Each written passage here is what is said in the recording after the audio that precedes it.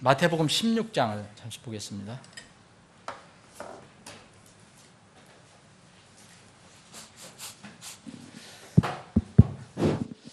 마태복음 16장 제가 읽겠습니다. 13절부터 예수님께서 가이사랴 빌립보 지방에 들어오사 자기 제자들에게 물어 이르시되 사람들이 나 곧 사람의 아들을 누구라 하느냐 하시니 그들이 이르되 어떤 이들은 침례자 요한이라 하고 어떤 이들은 엘리야라고도 하며 다른 이들은 예레미야 하나 대언자 중에 하나라고 하나이다 하거늘 그분께서 그들에게 이르시되 그러나 너희는 나를 누구라 하느냐 하시니 시몬 베드로가 대답하여 이르되 주는 그리스도시요 살아계신 하나님의 아들이시니이다 하매 예수님께서 그에게 응답하여 이르시되 바요나 시몬아 내가 복이 있도다 그것을 내게 계시한 이는 살과 피가 아니요 하늘에 계신 내 아버지시니라. 아멘. 아버지 하나님, 오후에도 말씀 주시면 감사합니다. 우리 모두 말씀 앞에 무릎 꿇고 엎드리기를 원합니다. 주님께서 지금 필요한 말씀을 듣는 모든 혼들에게 직접 선포해 주시옵소서. 거룩하신 예수님의 이름으로 기도합나이다. 아멘. 여기 오늘 본문 말씀에 보면 예수님이 누구냐에 대해서 예수님의 정체가 누구냐, 뭐냐, 예수님 정체가 도대체 뭐냐 이렇게 질문하는 내용입니다. 오늘 오후에 잠깐 말씀드리는 것은 예수님에 대해서 한 번도 들어보지 못한 사람들에 대해 말씀드린 게 아니에요. 예수님에 대해서 이렇게 어떤 면은 들었고 또 자주 듣고 한 사람들에 관해서 말씀드리는데 왜 예수님이 나중에 주여 주여 하는 자마다 다 하나님의 왕국에 하늘의 왕국에 들어갈 수 없다고 말씀하셨을까? 이 사람들은 불신자도 아니고요 세상에서 무신론자도 아니에요. 예수님과 함께 다녔고 예수님을 믿는다고 했고 그런데 어쨌든 그들은 나중에 버림을 받습니다. 그래서 오늘 그 내용은 예수님을 이렇게 잘 알아야 된다. 정확히 알아야 된다. 그런 얘기입니다. 그래서 정확히 알아야 된다 해서 무슨 고등수학을 풀어서 요새 비트코인 돈 버는 것처럼 무슨 엄청난 수학 문제를 풀어야 쌓이는 게 아니라 그냥 성경에서 제시한 단순한 진리를 알아야 하는데 이걸 내 생각과 내 뜻이나 세상 이런 그 가르침 때문에 예수님에 대한 정체를, 예수님의 그 정말 아이덴티티를 모르고 믿는 사람이 있다는 거예요. 그건 위험하다는 겁니다. 예수님은 이 땅에 두 번 오시게 돼 있어요. 그걸 초림이라고 하고 한 번은, 또 하나는 재림이라고 합니다. 이분은 두 번 땅에 오신다. 하늘에서 두 번 오신다. 벌써 이분은 사람이 아니라는 것을 알려주는 거죠. 인자다, 하나님의 아들이다, 사람의 아들이라 이야기했지만 왜 두 번 오셔야 하는가? 하나님께서 예수님을 뭐라 그랬냐면 그리스도라고 얘기했어요. 그리스도. 그래서 그분의 그리스도, 하나님의 그리스도라는 표현도 있습니다. 그리스도라는 뜻은 뭐냐? 그리스도라는 것은 세상의 구원자라는 뜻이에요. 그리스도. 원래 그 히브리 말로는 그리스도는 메시아라는 뜻이거든요. 메시아라는 것은 기름을 부었다. 이스라엘은 그때 어떤 임명하거나 무슨 책임을 맡은 사람, 왕도 세울 때 기름을 부었어요. 그래서 이걸 메시아라고 하는 거예요. 메시아. 그래서 기름을 부은 자. 누가 기름을 부었느냐? 하나님이 기름 부으셨는데 왜 기름 부으셨느냐? 세상의 왕으로 세우시고 세상의 구원자로 하나님께서 세우신 분이라는 거예요. 근데 이분은 땅에 있는 사람을 이렇게 한 게 아니라 태초부터 하늘에 계셨던 그 말씀을 그렇게 하셨다는 거예요. 그래서 이분은 하나님의 계획 가운데서 두 번 오셔야 합니다. 첫 번째는 바로 이 하나님으로 이 땅에 오실 때 어떤 하나님이냐? 세상의 모든 죄인들을 구원하실 수 있는 그런 참 사랑이 놀라우신 그런 사랑의 하나님으로 오셔야 돼요. 그래서 초림은 누구든지 초림 예수를 만나면 구원을 받는 거죠.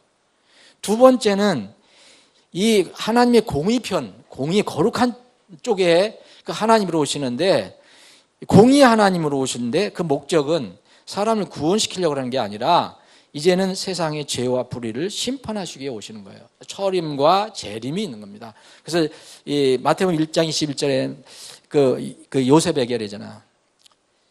너는 뭐라고 했냐? 그 요셉에게 명령한 겁니다. 천사가.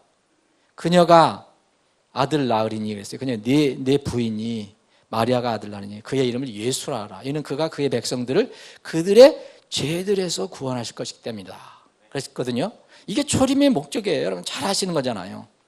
그분이 오신 목적은 바로 죄 문제를 해결하기 위해 오신 거예요. 이게 초림의 목적입니다. 여러분 이 초림의 목적이 여러분들 마음 안에 이루어졌습니까? 정말 여러분들 오늘 오후에 대답을 좀 잘 해보시면 좋겠어요. 제가 해가 가면서도 답답한 게 또 있어요. 정말 예수님이 초림하신 목적은 세상의 하나님의 백성들을 그들의 죄에서 구원하실 것입니다 그랬어요. 물에서 구원한 것도 아니고 불에서 구원하는 것도 아니고 위험한 상황에서 구원하는 거예요. 뭐해서? 죄에서. 영혼이 죄를 짓는 겁니다. 몸도 죄 짓지만. 그래서 죄에서 구원하시기 위해 오셨다. 그분을 믿는 사람은 내가 다 이뤘다 했잖아요. 나 다 끝냈다. 그분을 믿으면 어떻게 되는 겁니까? 이 문제를 해결한 것입니다. 그 초림 목적, 만날 성탄절을 지키는 게 아니라 그게 우리 안에 이루어졌다는 거죠. 그러면 다음에는 뭡니까? 그걸 끝나는 게 아니라 이분이 두 번째 오신다는 거예요. 두 번째. 이 두 번째 오실 때는 말씀드린 대로 이 죄 문제를 해결한 사람들에게 오시는데 그 사람들에게는 죄의 심판이 더 이상 필요 없기 때문에 죄 문제를 해결하지 않은 사람들에게만 심판주로 오시는 겁니다. 그래서 사람의 구원은 최소한 두 가지 믿음이 필요해요. 두 가지 믿음이 필요한 겁니다. 최소한 믿음을 통해서 구원받는다, 은혜로 구원받는다, 여러 가지 있지만 말씀을 통해서 구원받는다, 물과 성령으로 나아야 된다, 거듭나야 한다, 이런 여러 가지가 있지만 아주 기본적으로 사람의 구원은 최소한 두 가지 믿음이 필요하다. 첫 번째 누구에 대한 믿음이냐? 구원자에 대한 믿음이 필요한 거예요. 구원자에 대한 믿음. 구원자가 누구예요? 신천지 교주입니까? 불교인들이 믿는 석가모니입니까? 회교인들이 믿는 무하마드입니까? 하나님은 구원자를 한 분으로 세워놓으셨잖아요. 그래서 구원자에 대한 분명한 믿음이 있어야 돼요. 그리고 죄 문제, 이 문제가 해결이 돼야 됩니다. 첫 번째, 이 구원자에 대한 하나님께서 세우신 유일한 구원자에 대한 예수를 오해하는 사람들이 참 많다는 거예요. 적지 않습니다, 여러분. 그때도 그랬었어요. 예수님이 과연 누구신가? 여러분 질문하면 예수님이 여러분들이 어떻게 고백합니까? 여러분들은? 그때 베드로가 고백한 것처럼 고백할 수 있습니까? 요새는 이런 고백이 그렇게 흔하지는 않아요. 왜냐하면 그때 상황이 좀 달라요. 그때는 예수님이 지금 눈에 보이고 있고 이분은 나사렛 지방에서 나온 목수의 아들이라고 알려졌어요. 그래서 이분이 하나님이 보내신 메시아라는 걸 인정하는 것은 대단한 믿음입니다. 근데 이분은 이제 모든 일을 맞추시고 승천하셨어요. 눈에 보이지 않아요. 그래서 그분 앞에서 지금 주는 살아계신 하나님, 그리스도여 살아계신 하나님 아들이다 이렇게 하는 게 아니라 그분이 어떤 분이라는 것을 분명히 내 믿음으로 가지고 있어야 된다는 거죠. 그러면 주는 그리스도라는 거는 당신은 그리스도라는 뜻이거든요.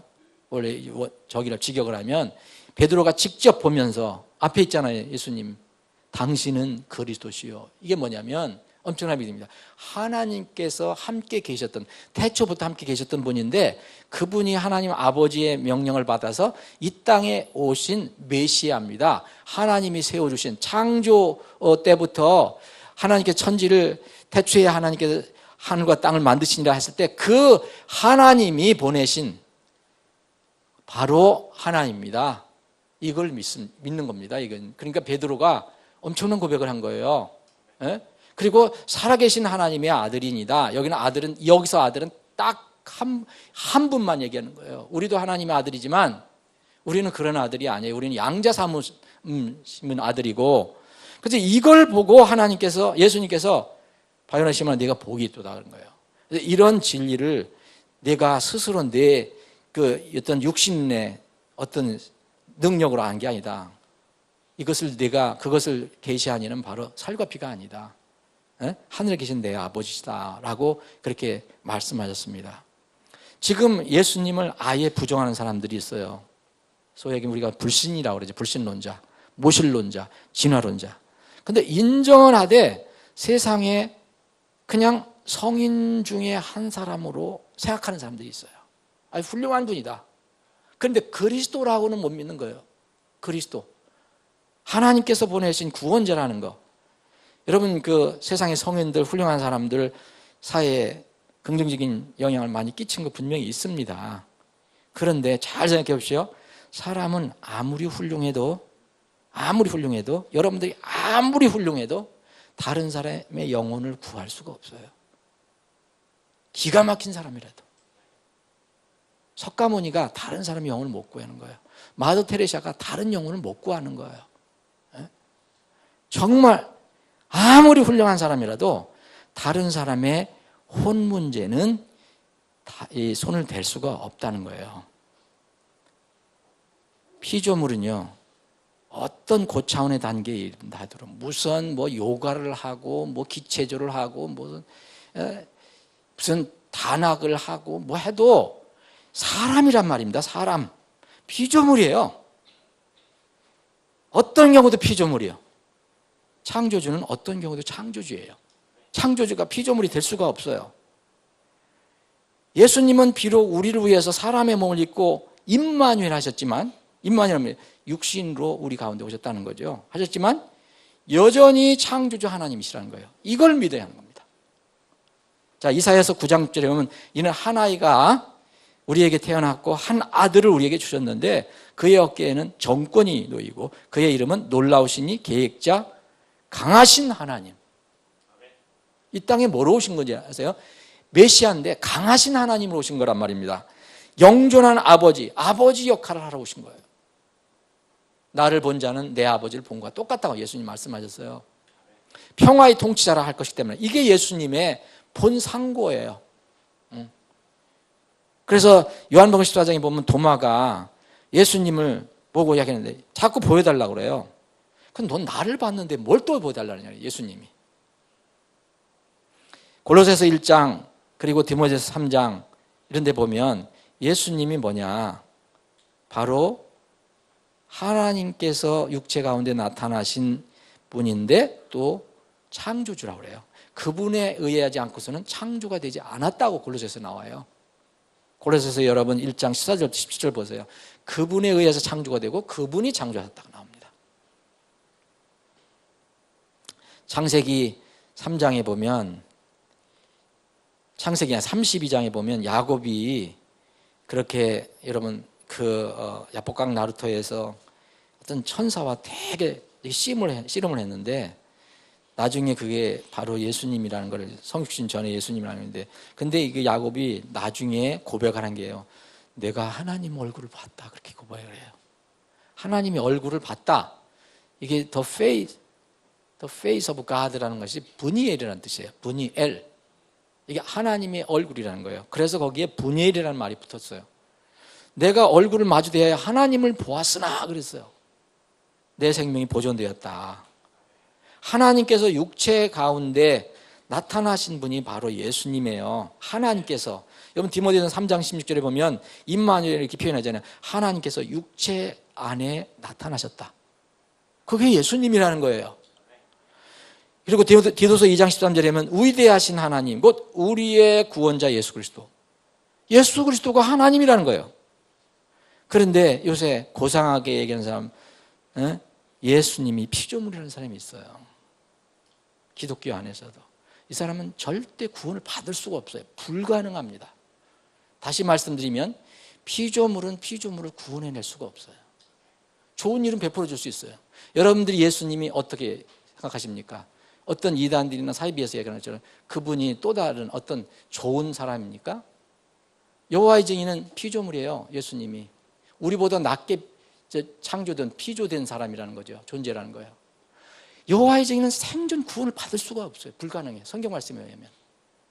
행위로도 구원받으라는 것도 불가능하지만 예수님이 피조물이라니까 구원의 길이 막혀버리는 거예요. 하나님은 예수님에게만 그리스도라고 했거든요. 그리스도. 하나님께 세우신 기름 부음 받은 자, 구원자라는 뜻이에요. 근데 예수를 믿는다는데 예수님이 피조물이라면, 예수님이 태초에 있던 하나님이시다라는 것을 못 믿으면 피조물이 피조물을 구원한다 그러니까 그 사람들의 구원은 가짜가 되는 거예요. 논리는 아주 간단합니다. 구원은 창조주 하나님께서 피조물 사람을 긍휼하게 해주시고 사랑을 베풀어 줄 때 주시는 그냥 선물이에요. 그러면 예수님에 대한 믿음 매우 중요합니다. 다시 말씀드리면 뛰어난 피조물이 아니에요. 이분은 가장 치명적인 문제가, 예수님 잘못 생각하면, 다시 말씀드립니다. 강조합니다. 피조물은 다른 피조물을 절대로 영혼을 구원할 수 없다는 거예요. 어떤 사람이 구원을 고백했어요. 우리 교회에서도 그런 사람도 있었어요. 구원을 수년 동안 고백했어요. 그런데 나중에 믿음이 예수님이 피조물이다 라고 믿었다면 그 구원은 구원이 아닙니다. 그건 불가능해요. 내가 목사가 정해놓은 게 아니에요. 그럼 불가능해요. 예수님이 피조물이라면 어떻게 자기를 구원했다고 믿습니까? 불가능하잖아요. 그분이 하나님이기 때문에 내 혼을 구원해 주죠. 여러분 성경에 보면 시간에서 다 볼 수 없지만 예수님께서 이 지상에 계실 때에, 사역을 하실 때 누가 죄를 용서해 주셨습니까? 예수님이 죄 용서해 줬죠. 근데 사람들이 이렇게 어떻게 감히, 바리새인들은 어떻게 자기가 죄를 용서해 주느냐 이거예요. 참남하다, 신성모독한다 그랬어요. 예수님이 뭐래요? 나는 하나님이기 때문에 내가 죄를 용서할 수 있다. 너는 죄를 용서받았다라고 얘기하잖아요. 누구를 합니까? 예수님은 하나님이시라는 거예요. 우리 머리는 다 이해하지 못하더라도. 이거를 분명히 알아야 됩니다. 이거를 모르면, 정말로 이런 진리를 모르면 존귀함 중에 거하는 우리지만, 사람이지만 깨닫지 못하면 멸망하는 짐승과 같다라고 했어요. 시편 49편 20절, 존귀함 중에 거하는 사람이도 깨닫지 못한 자는 짐승과 같도다. 멸망하는 짐승과 같도다. 뭐가 차이가 있어요? 자, 마태복음 10장 28절에 몸은 죽여도 혼은 능히 죽이지 못하는 자를 두려워하지 말고 오직 혼과 몸을 지옥에 멸하는 그분을 두려워하라. 혼 누가 저기 할 수 있어요? 다룰 수 있어요? 하나님만 다룰 수 있는 거예요. 예수님만 다룰 수 있어요. 혼 문제는 죄 문제와 반드시 연결이 돼요. 그래서 예수님이 죄를 용서해 주시는 거예요. 이분은 태초에 말씀이 계셨고, 그래서 처음에 말씀이 계셨고, 말씀이 하나님과 함께 계셨으니 이 말씀이 곧 하나님이셨더라. 이분이라는 거예요. 이분. 여러분들 그걸 논리적으로 수학 공식으로 풀어서 믿으려고 하지 마시고 말씀을 그냥 믿으시면 되는 거예요. 그러면은 예수님에 대한 바른 믿음이 있으면 이 죄 문제가 해결이 될 수 있는 거예요. 왜냐하면 구원은 죄에서 구원받기 때문에, 죄에서 구원받기 때문에 이 태초에부터 계셨던 분이 말씀이 육신되어 우리 가운데 거하심에 우리가 그분의 영광을 보니 아버지의 독생하신 분의 영광이라. 그분 안에 진리가, 은혜와 진리가 충만하더라. 그분이 육신의 몸을 입고 오셨다는 거예요. 그게 성탄 아닙니까? 한원이 구원받는 것은 이 예수님을 통해서 죄 문제를 해결받는 것을 얘기하는 거예요. 사랑하는 여러분, 여러분 죄 문제 분명히 예수 그리스도를 통해서 다 해결받았습니까? 대답 안 하시는 분 뭐예요? 아직도 퀘션이에요? 전 참 알 수가 없어요. 한 혼이 구원받는 것은 그 사람의 죄에서 구원받는 것인데 이 죄 문제를 해결해 줄 분은 딱 한 분, 예수 그리스도라는 거죠. 내가 곧 길이요 진리요 생명이 나를 통하지 않고서는 아무도 아버지께 올 수 없느니라 그랬어요. 하나님께서 세우신 것을 누가 그걸 이의를 답니까? 저도 왜 이렇게 세우셨는지 그분께 뭐라고 얘기할 수 없어요.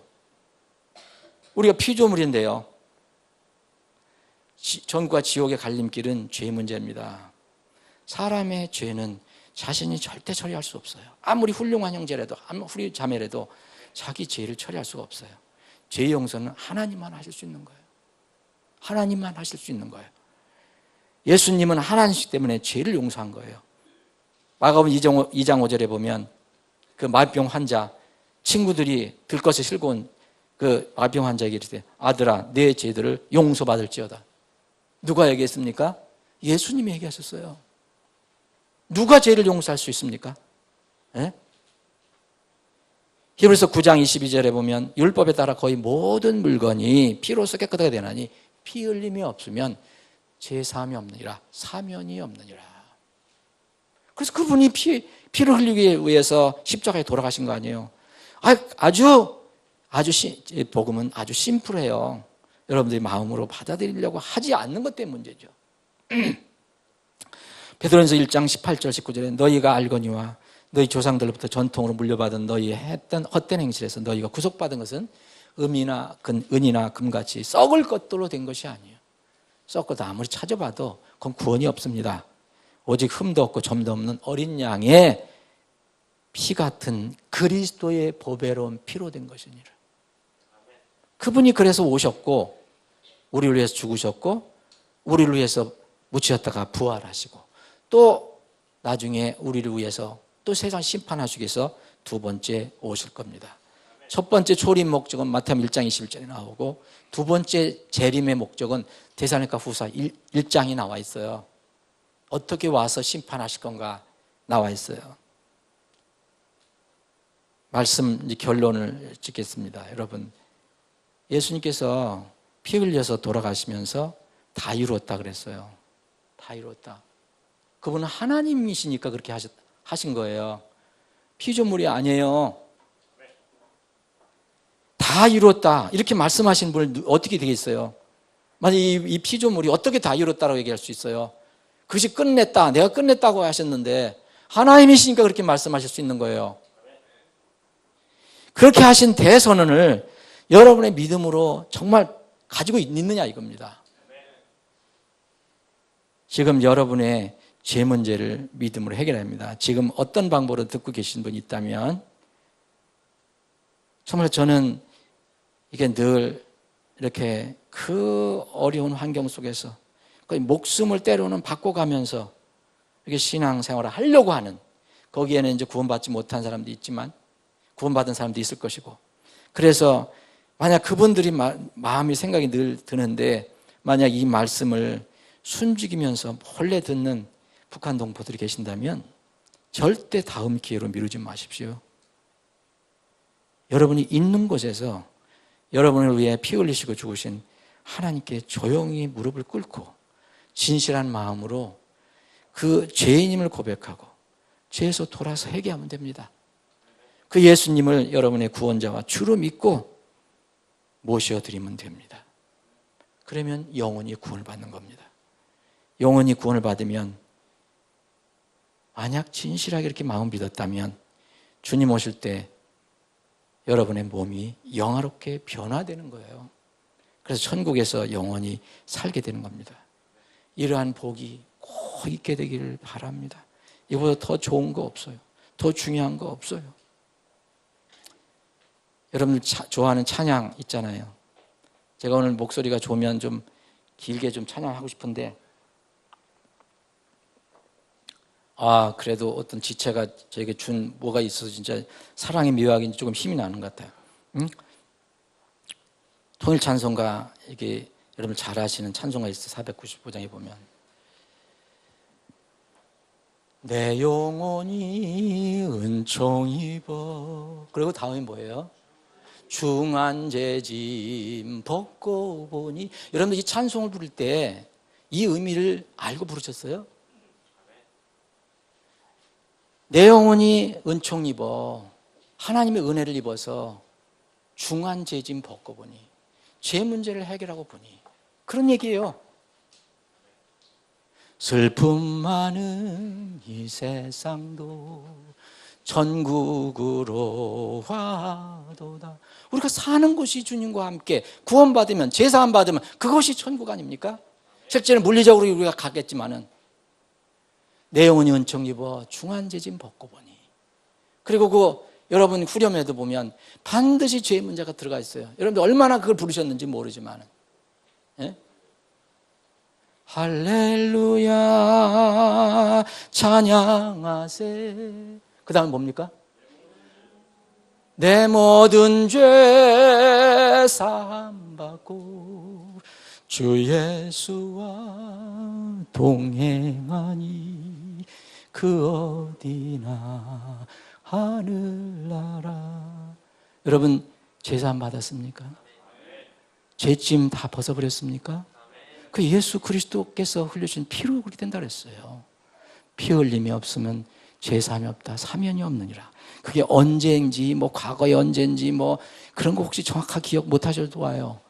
정말 지금이라도, 지금 이 순간이라도 내가 모호한 점이 있었다면 지금 믿으시면 됩니다.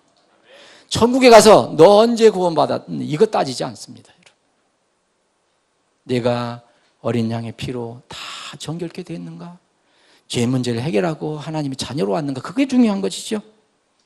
여러분, 이런 사람들은 이런 어디서나 하늘나라라고 사는 사람은 뭐가 다른 걱정, 근심이 있습니까? 사실은요, 우리가 구원받고 나면 다른 걱정, 근심이면 다 어떤 면으로 보면요, 우리가 안 할 수는 없어요. 우리가 사람 육신이 있으니까. 그런데 사실 그건 다 이길 수 있는 겁니다. 또 우리 자주 부르는, 우리 어르신들 자주 부르는 찬송 있잖아요. 예? 내 영혼이 은총 입어. 이거는 그 통일찬송 490에 그 또 앞에 있는 거 보니까 455장에 주 안에 있는 나에게 딴 근심이 있으랴. 그렇죠. 여러분 이 문제는, 이 찬양은 이 문제를 해결한 사람이에요. 십자가 밑에 나가 내 짐을 풀었네. 이것이 죄 문제를 해결받고 하나님이 자신의 아버지가 된 사람의 행복입니다. 세상이 줄 수 없는 행복. 여러분 무서운 지옥 형벌을 받는 죄 문제를 해결받았는데 무슨 딴 걱정, 근심 있습니까? 물론 육신적으로는 있어요. 근데 죄 문제를 해결하지 못했다면 세상 만사가 다 풀리고 엄청난 돈을 쌓아놓고 엄청난 건강을 누리고 엄청난 권세를 누려도 여러분 그건 근심 자체이고 걱정이고 두려움, 투성입니다. 영원한 지옥 형벌보다 더 큰 걱정거리 있어요.